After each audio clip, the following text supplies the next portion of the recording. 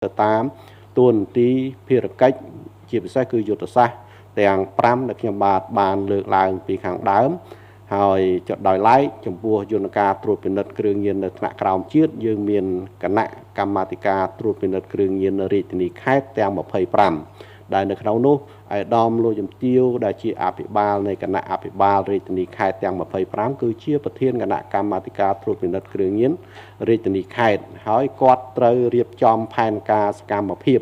ប្រចាំឆ្នាំរបស់គាត់ដោយផ្អែកទៅលើយុទ្ធសាស្ត្រទាំង5ដែលខ្ញុំបានលើកឡើងពីខាងដើមហើយក្នុងការធ្វើបំពេញតួនាទីភារកិច្ចឲ្យបានល្អប្រសើរ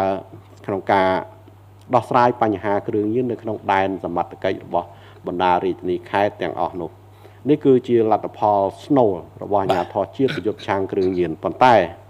យើងក៏មានខិតខំប្រឹងប្រែងក្នុងការអនុវត្តនៅបទបញ្ជាលេខ01របស់រាជរដ្ឋាភិបាលស្ដីពីការពង្រឹងនៅការដាក់ចេញនៅវិធានការមើងម៉ាត់ក្នុងការងារប្រយុទ្ធប្រឆាំងគ្រឿងញៀននៅតាមក្រសួងស្ថាប័ននិងរដ្ឋបាលថ្នាក់ក្រោមជាតិជាពិសេសគឺការធ្វើឲ្យកសាងឲ្យបាននៅភាពស្អាតស្អំនៅក្នុងស្ថាប័នរដ្ឋតាមរយៈការលុបបំបាត់និងបង្ការទប់ស្កាត់មិនឲ្យមន្ត្រីរាជការនៅក្នុងក្រសួងស្ថាប័នរដ្ឋទាំងអស់រួមទាំងកងកម្លាំងប្រដាប់អាវុធជាប់ពាក់ព័ន្ធទៅនឹងការប្រើប្រាស់គ្រឿងញៀនឬការប្រព្រឹត្តបទល្មើសគ្រឿងញៀនដែលមកដល់ពេលនេះយើងបានធ្វើការតេស្តរកសារធាតុញៀននៅក្នុងទឹកងូតទៅលើមន្ត្រីរាជការសរុបមានចំនួន145,102 នាក់ក្នុងចំណោមមន្ត្រីរាជការ145,102 នាក់នេះគឺយើងបានរកឃើញនៅអ្នកជាប់ពាក់ព័ន្ធទៅនឹងការប្រើប្រាស់គ្រឿងញៀនមានចំនួន112នាក់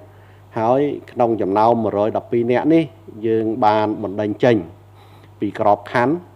ចំនួន109នាក់និងសល់3នាក់ទៀតយើងកំពុងធ្វើការតាមដាននិងត្រួតពិនិត្យក្នុងចំណោមអ្នកដែលបានបណ្ដេញចេញនេះយើងបានបញ្ជូនគាត់ឲ្យទៅទទួលយកសេវាព្យាបាលនិងស្ដារនីតិសម្បទាហើយនឹងសម្របសម្រួលដើម្បីត្រៀមធ្វើសមាហរណកម្មគាត់ចូលមករស់នៅក្នុងសង្គមជាតិវិញឲ្យបានល្អប្រសើរនេះគឺជាការអនុវត្តនៅបទបញ្ជាលេខ01ក្រៅពីបទបញ្ជាលេខ01យើងក៏មានការអនុវត្តពង្រឹងនៅការអនុវត្តបទបញ្ជាលេខ02ស្ដីពី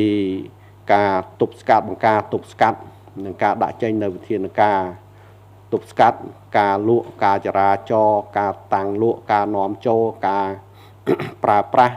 និងការតាំងលក់នៅផលិតផល e-cigarette សារធាតុគីមីសម្រាប់ជក់របស់ e-cigarette និងការប្រើប្រាស់ស៊ីសាយើងក៏បានក្រៅពីនេះយើងបានខិតខំរកពិនិត្យមើលទាំងស្រាវជ្រាវមើលថាតើ e-cigarette ឬក៏បារីអេឡិចត្រូនិកនេះមានការប្រើប្រាស់ក្នុងកម្រិតណាយើងសង្កេតឃើញថាបច្ចុប្បន្ននេះបញ្ហា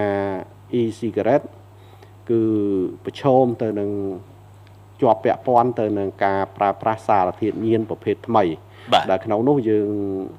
ឃើញថាប្រទេសជិតខាងក៏បាននឹងកំពុងរងគ្រោះហើយនៅប្រទេសនៅក្នុងតំបន់អឺរ៉ុបក៏កំពុងរងគ្រោះដោយសារ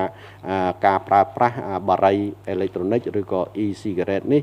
ដែលក្នុងនោះ e-cigarette មានជាប់ពាក់ព័ន្ធទៅនឹងការប្រើប្រាស់សារធាតុញៀនប្រភេទថ្មីឈ្មោះ